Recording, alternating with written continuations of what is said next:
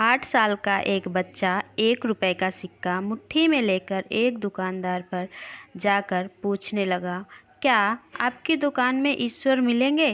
दुकानदार ने यह बात सुनकर सिक्का नीचे फेंक दिया और बच्चे को निकाल दिया। बच्चा पास की दुकान में जाकर 1 रुपए का सिक्का लेकर चुपचाप खड़ा रहा। ऐ लड़के, 1 रुपए में तुम्हें क्या चाहिए? मुझे ईश्वर चाहिए। आपकी दुकान में है? दूसरे दुकान ने भी भगा दिया, लेकिन उस अबोध बालक ने हार नहीं मानी।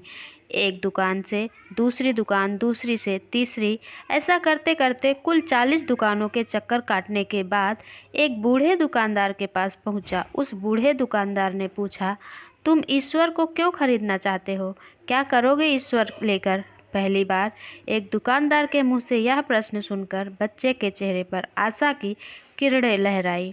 लगता है इसी दुकान पर ही ईश्वर मिलेंगे। बच्चे ने बड़े उत्साह से उत्तर दिया, इस दुनिया में माँ के अलावा मेरा और कोई नहीं है। मेरी माँ दिन भर काम करके मेरे लिए खाना लाती है और मेरी माँ अब अस्पताल में है। अगर मेरी माँ मर गई तो मुझे कौन खिलाएगा? डॉक्टर ने कहा कि अब सिर्फ ईश्वर ही तुम्हारी माँ को बचा सकते हैं। क्या आपकी दुकान में ईश्वर मिलेंगे? हाँ मिलेंगे। कितने पैसे हैं तुम्हारे पास? सिर्फ 1 रुपया। कोई दिक्कत नहीं है, 1 रुपए में ही ईश्वर मिल सकते हैं। दुकानदार बच्चे के हाथ से 1 रुपए लेकर उसने पाया कि 1 रुपए में एक गिलास पानी के अलावा बेचने के लिए और कुछ भी नहीं है। इसलिए उस बच्चे को फिल्टर से एक गिलास पानी भर कर दिया और कहा, यह पानी पिलाने से ही तुम्हारी माँ ठीक हो जाएगी। अगले दिन कुछ मेडिकल उस अस्पताल में गए। बच्चे की मां का ऑपरेशन हुआ और बहुत जल्दी ही वह स्वस्थ हो उठी। डिस्चार्ज के कागज पर अस्पताल का बिल देखकर उस महिला के होश उड़ गए।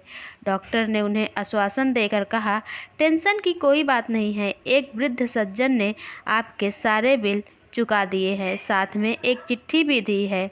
महिला चिट्ठी खोलकर पढ़ने लगी। उसमें लिखा था, मुझे धन्यवाद देने की कोई आवश्यकता नहीं है। आपको तो स्वयं ईश्वर ने ही बचाया है। मैं तो सिर्फ एक जरिया हूँ। यदि आप धन्यवाद देना ही चाहती हैं तो अपने अबोध बच्चे को दीजिए, जो सिर्फ 1 रुपए लेकर ना समझों की तरह ईश्वर को ढूंढने निकल पड़ा। उसके मन में यह दृढ़ विश्वास था कि एकमात्र ईश्वर ही आपको बचा सकते हैं। विश्वास इसी को कहते हैं। ईश्वर को ढूंढने के लिए करोड़ों रुपए दान करने की जरूरत नहीं होती।